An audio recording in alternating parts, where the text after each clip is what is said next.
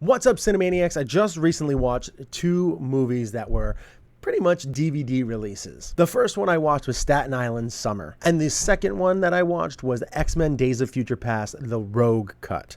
So I figured I would do a quick little review on both of these just to give you a little insight on if you should go to the place that you normally buy DVDs and maybe lay down some hard cash, or should you just wait for it to come out on Netflix.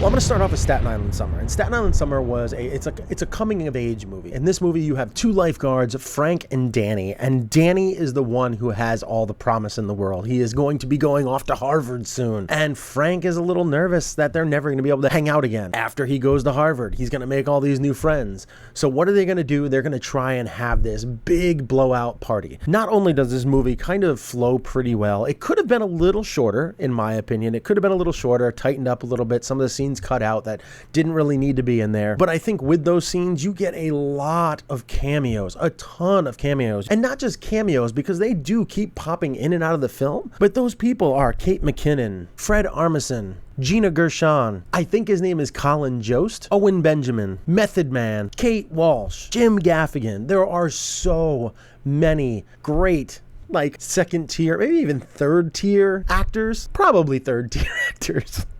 But they are all so great in this movie, and they can be pretty darn funny. Especially one of the greatest cameos, which is Will Forte. I just love his style of humor. It is really funny, and if there's anything that can come from his cameo in this, maybe a MacGruber too.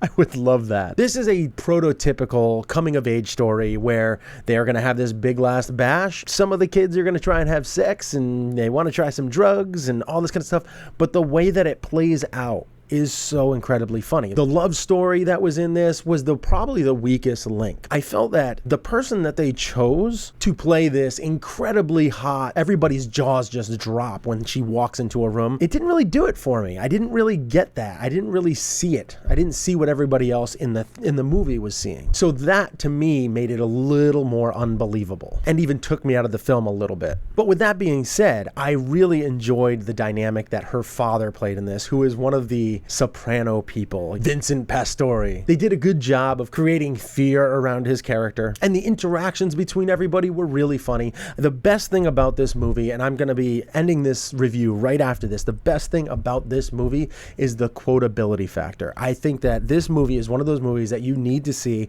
at least once, maybe 2 or 3 more times, just due to the quotability factor of this movie. There are so many funny lines in this movie, and I think that's what you're going to get when you have an SNL type movie, and you get that in abundance. And if I had to rate this movie out of 10, I think I gave it a 5.5. That might be a little harsh because I did enjoy it, but there were times that I found myself a little bored, and I even thought about giving this a movie a 6 out of 10 just because it had Method Man in it, and Method Man is part of the Wu-Tang Clan, and the Wu-Tang Clan ain't nothing to with. But I had to keep my feelings for one character in check and just go with my gut, and it would be a 5.5. I would say definitely wait for this to come out on Netflix. It comes out July 31st, so if you can hold off and not drop the $2.99, $3.99, $4.99 for a rental, just hold off. Wait for it to come out on Netflix, and you can watch it several times. Now I'm going to move on to X-Men Days of Future Past. X-Men Days of Future Past, the Rogue Cut. Now, as everybody knows who has read and watched my reviews, X-Men Days of Future Past is one of my favorite comic book movies of all time. That movie was so well done, and Bryan Singer did a phenomenal job of just doing whatever he could with the time travel aspect to bring all the continuity back in this franchise. Take all that crap that was put out in Wolverine Origins film and part of the crap that was in the Last Stand movie. All those continuity flaws are now wiped away because of X-Men Days of Future Past and the brilliance that is Bryan Singer. What I will say is you get an extra 17 minutes of footage in this movie, and the big thing that everybody wants wants to know is about this breakout scene that they have with Professor X and Magneto breaking out Rogue. That is part of the Rogue Cut. She had a much more important role in this movie originally. I can totally understand why they cut that part out of the film. And how they did it was actually pretty brilliant and actually made more sense for the movie. The breakout scene was a little underwhelming to me, but I will say some of the other footage that was in there I thought was pretty darn cool. I really enjoyed some of the extra footage.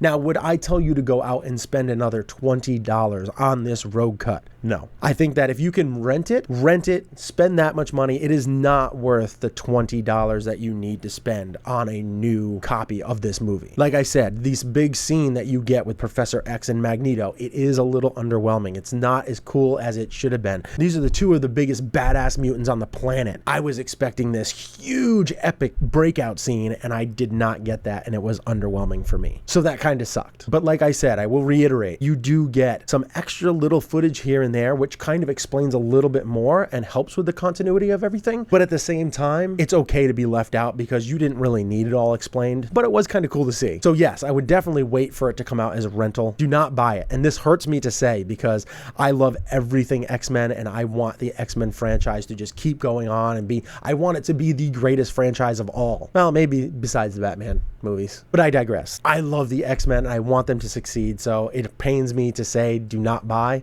and wait for the rental, but wait for the rental. I'm going to give, if I had to give this movie a rating, the original X-Men Days of Future Past, I gave a 9 out of 10. This one, I would probably take it down a tick, I would go about 8 out of 10 because you still got all the brilliance that you got in the original, but the extra scenes, especially the longer extra scenes, I can see why they left them out. So what did you think? Have you seen Staten Island Summer? What are your favorite coming of age movies? Let me know in the comment section below. Have you seen X-Men Days of Future Past, the Rogue Cut? And if you saw the Rogue Cut, do you agree with me? They were smart to leave that out in the studio cut. And if you haven't already, please hit that subscriber button. We're over 100 subscribers, so hopefully we're going to get to the next goal of 200 subscribers real soon. I'm just waiting for that snowball to just build up and just keep growing and growing, subscriber after subscriber. But I can't do that without you guys sharing these videos, so if you enjoyed them, please share, like, thumbs up, whatever you can. It's much appreciated. I hope you had a good time watching these reviews, and I will see you guys at the movie again soon.